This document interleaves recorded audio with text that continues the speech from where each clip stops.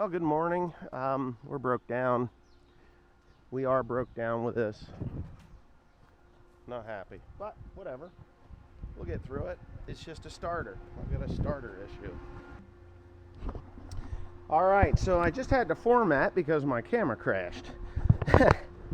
That means I lost everything that I was doing to this point. So I'm going to recap. Really fun day today. Yeah, kind of nice, beautiful, excellent day to really be harvesting some corn. The problem is this. This is the starter to my combine. My combine does not want to run at all. It no wanna go. So this starter there's something wrong with it. So I've taken it out of the combine. Not an easy task, by the way. This has actually been quite a miserable task. It is not fun at all. I am not happy about it. This little thing here, it's heavier than it looks. B, what in the hell is this? So, what I'm seeing here is something melted in there, right? So I'm pretty sure I thought this was grease. This is not grease. This is some kind of plastic that kind of cooked inside my starter. So it got hot. Something happened, man. There she'll go. I don't know what that was. Was there a bushing? I'll bet there was a bushing or something in there. So anyways, this little guy here was not allowing itself to go on the solenoid. Let me get this here. So this little plastic piece, I don't know what happened here. Looks like it was a washer, like a bumper washer, and it got hot. I don't know why it would have done that, but inside there, this thing here is supposed to, let me get the spring in the right spot. It's supposed to go slam solid against that, which engages when you, here, I'll show you. When you do this, you come over here and you hit that. You see that? Now it popped right back out again, but I don't want it to get hot, but we're going to do it anyway. Ready? Just for the fun of it. Ready? So that's the sucking solenoid, right? That sucks that in there, and then the spring disengages it. Oop, life is good. So now we're working again. I don't know what happened or what was in there, but whatever it wasn't good because it was not allowing that starter to go in all the way. I have a feeling that was a washer that got, I don't know, melted. I would say that it was melted pretty easily. Either that or it was just something that went in. It's got to be a washer. Ooh. You don't want that. You lose that little bastard, then we're going to have problems. Okay. So I'm going to have this starter going again. You know why? Because I need it going. I need this combine going. I have the TR96 going, believe it or not. Oh. The TR96 is going, so that's good. Let's see if I drop that bad boy. It's right down in there. Cool. And it looks like the first load of corn from the TR96 is coming in.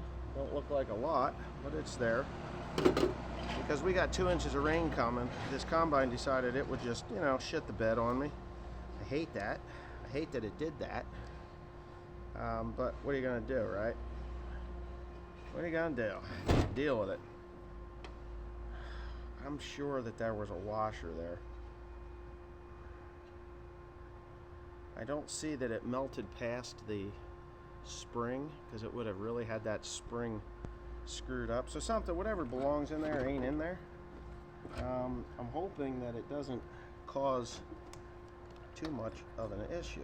No, it can't, because it'll go, yeah, that's fine. All right. I think I've got my problem solved. I just have to put everything back together. And before I do that, I'm going to go ahead and put a little bit of, I'm going to clean this copper up a little bit. I don't think it was making a nice contact. Yeah, there's some corrosion on there. So we're going to clean that up. Take this off. And we're going to get this cleaned up enough so that it's nice and clean and there's no issues. I'm going to take that dielectric grease, just a small amount of it. You don't want to put a lot on. Anytime you put a lot of something on, it's not good. And you know the funny thing is, there's another one of those washers. I bet that's supposed to go on the end there. And I bet it did melt right through that spring somehow. Looked like it folded over. But whatever. I'm not going to worry about it. Because you know what? I'm going to order a new one of these things so I have it on the shelf here. So when I have a problem again, I can fix it. Yep, there goes a tractor.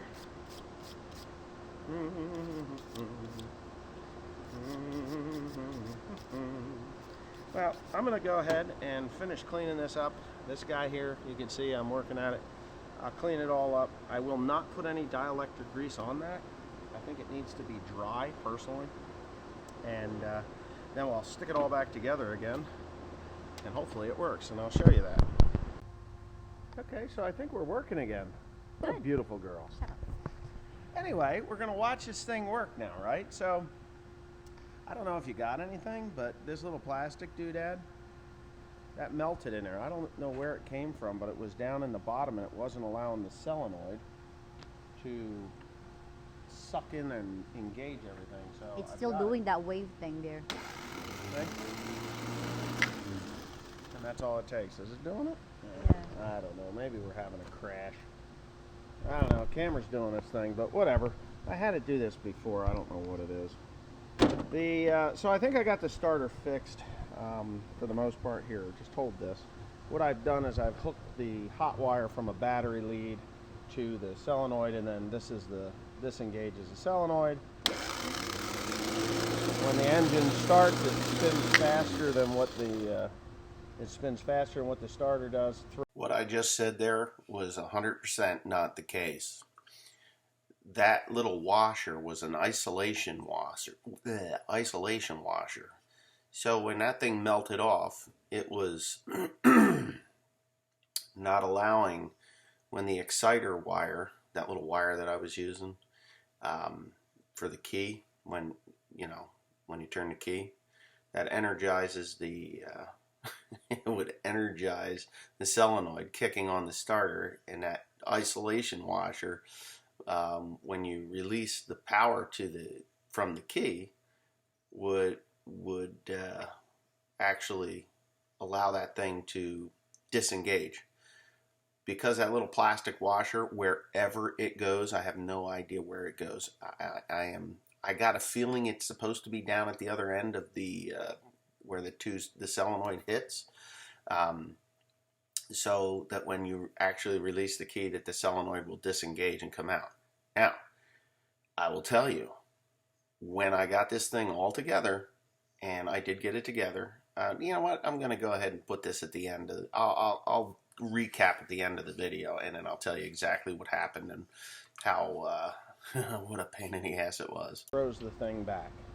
So if you ever wonder why when you turn the key in your car, it'll turn over, and then when the car starts, it shuts the starter off. That's actually not computer controlled. That's it. Cool. So that works. We're good. What do you got? Don't listen to the bullshit that guy just said. He doesn't know what he's talking about. It's total BS. And it sounded good, but he was wrong. That guy's an idiot. Oh, wet corn. So there it is. Why does the camera stay on in that combine? When the key's on, it should. Oh, you turn it off, it stays on. There's a solenoid in there that's fucked up somewhere. Yeah, because it wasn't like that earlier. No, it wasn't before. No. The camera doesn't shut off now? Yeah, so I don't know what solenoid is. Oh, look, it gotten better. Did it? Yeah. It warmed up probably. Maybe it probably needs some warming up. Yeah, more than likely. All right, so we got it fixed. Hooray. Hooray. Hooray. Another good project from MacGyver. $639. Holy shit, that's $639? Yeah, for a reman. Then they wanted, what did they want for that remanufactured? $469 or some shit. I think this is a reman. Well, from what I've seen on their site, it is they put paper in the stuff. No, they may have.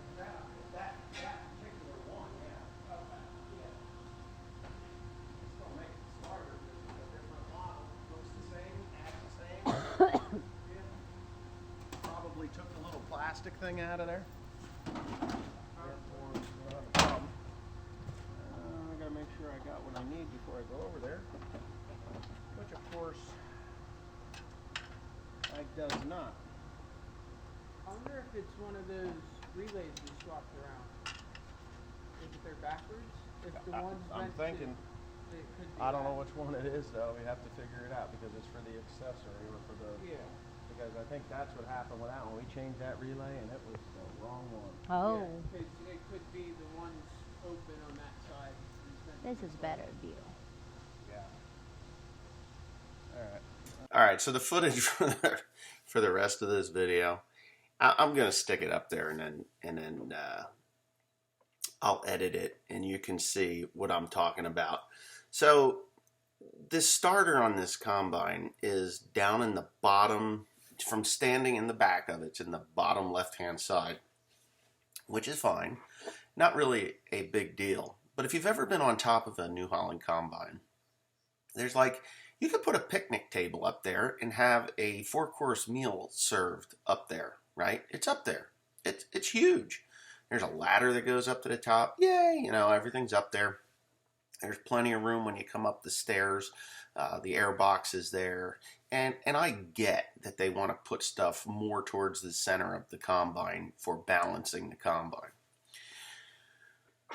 But what they did, and it's kind of ridiculous, and you can go back and look again. I might stretch that video out, but you can look and see that they put the electronic brain is in front of, well, right in front of the starter. The oil tank for the hydraulics is in front of the starter. They made it so that unless you're an Ethiopian that hasn't eaten in 6 months, they make it so that you have to have the tiniest little arms to get down in there to put that thing in or take it out.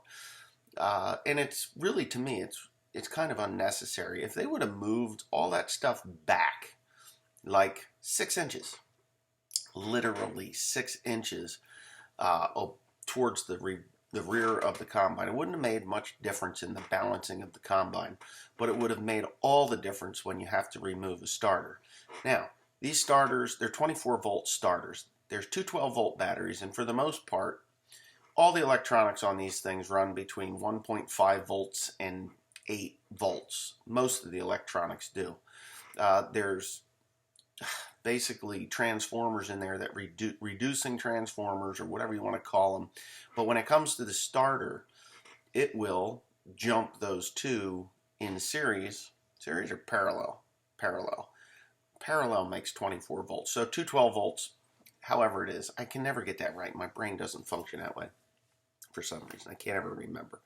But no matter what, those two batteries, when you hit the starter, it jumps it to 24 volts. And let me tell you, that starter just comes to life and the combine starts right away. It's never an issue. It's great. It's a great system. The problem is there's a coupler gizmo that where all this stuff goes together. It's a cutoff. They have a weird name for it, but it is actually just the cutoff switch. So if you leave the combine up in the field, in theory, you can go back in the back of the combine and then, you know, lock everything up. It's for thieves or whatever. And then you flip this lever and it disconnects. It's a battery disconnect is what it is. They don't call it that. But anyway, they go bad. And when they go bad, this is a very common problem apparently with the CR combines. When that little switch goes bad, it just gets corroded. Then it doesn't work. It won't start.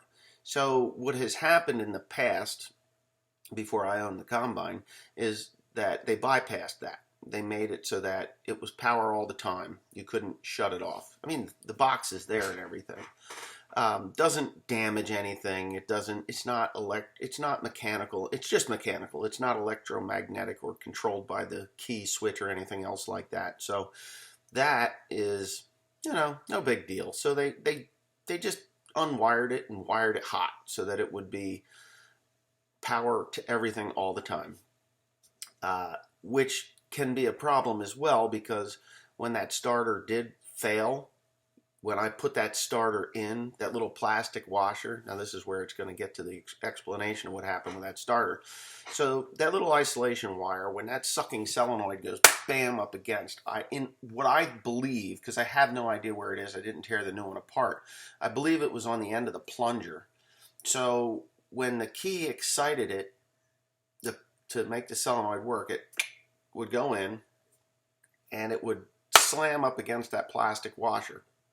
Now, that plastic washer could have broken and fallen down, which in my mind is what happened. I'm not 100% sure. I'm only 90% sure, but I think that's what happened. The plastic washer breaks, falls down, and then that solenoid made contact. It literally grounded itself out so that the starter would not shut off. And you could see that in the BS part of my video where I was telling you lies, because that's what I do all the time. That's my job.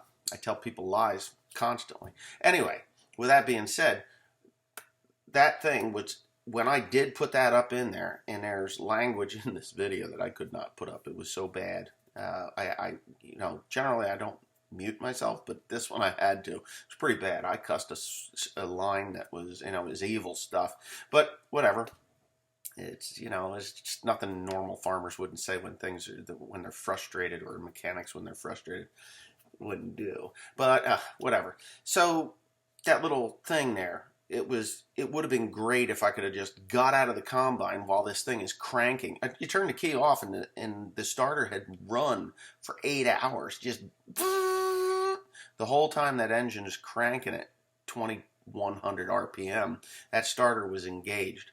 I was worried that it chewed up the ring gear on the starter. It did, or on the flywheel. It did not. Everything was fine up in there.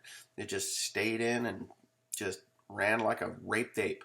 Anyway, it would have been great if I could have just got out of the combine, walked down and flipped that switch and disengaged all power, or disengaged the power to the starter, and it would have just shut off. So that's something I'm going to, in the off season, which is coming soon. I'm down to 150 acres to go. Our problem is the weather. It rained 3.5 inches the other day, on top of the 2 inches that I talked about in the video. So that was just an issue there. So, anyways, at least I got that 8 hours done. We picked quite a bit of corn that day. But when I came home, obviously I turned the key off and I was like, well, let's see if it starts. And I turned the key on. I was like, wow, the freaking thing works now. Yeah, it healed. Didn't heal. So that starter went until the smoke was flying. Tim and Grant jumped up on top, threw a bucket of water on it, and we were afraid it was going to burst into flames. Until finally, the battery got so low that it kicked the starter out, and that was the end of it. I put a charger on the batteries.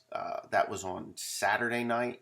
The beginning of the video was actually Sunday. I was frustrated because I couldn't do anything, but I had corn to dry. The TR96 broke down then as well, so we had 2 combines down. Just an aggravating minute of my life. So anyways, Monday came. Tuesday I put the starter in, and then Wednesday we went back to picking corn. So I picked corn from Wednesday to Sunday, this past Sunday. I have footage that I haven't put up as well, but there's just a lot of stuff. So got everything going. Now I have to go and do the final push. The TR96 is fixed again. You saw that on Tim's channel, or on Instagram, Tim Pandy Instagram.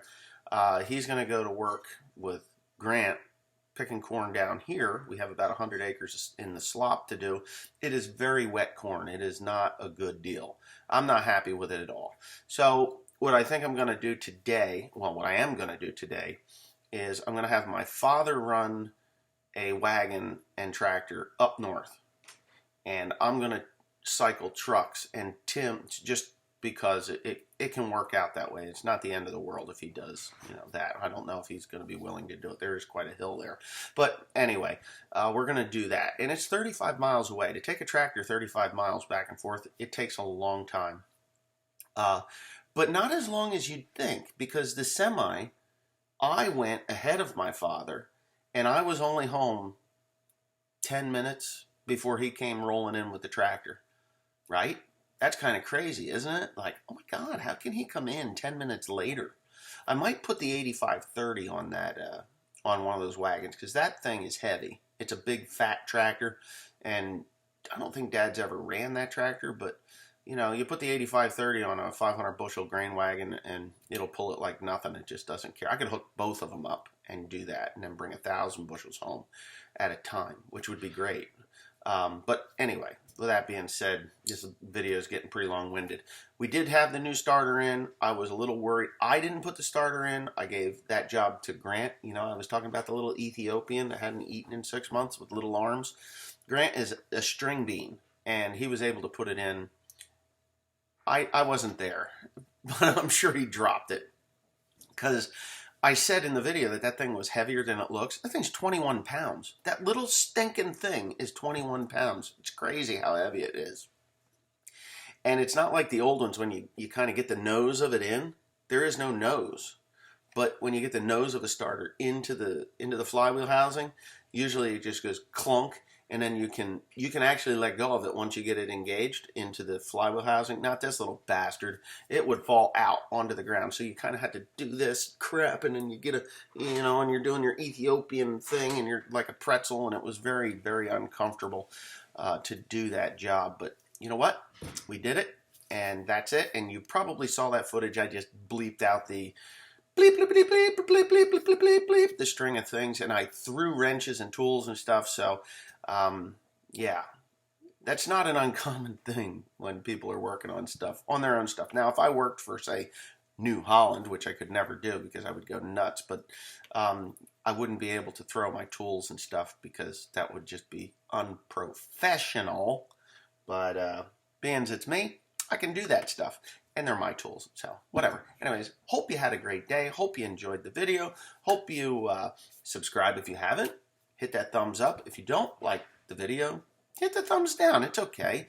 Attention's attention, and I'm an attention whore according to some people in the world. And that's just the way that goes. So have a nice day.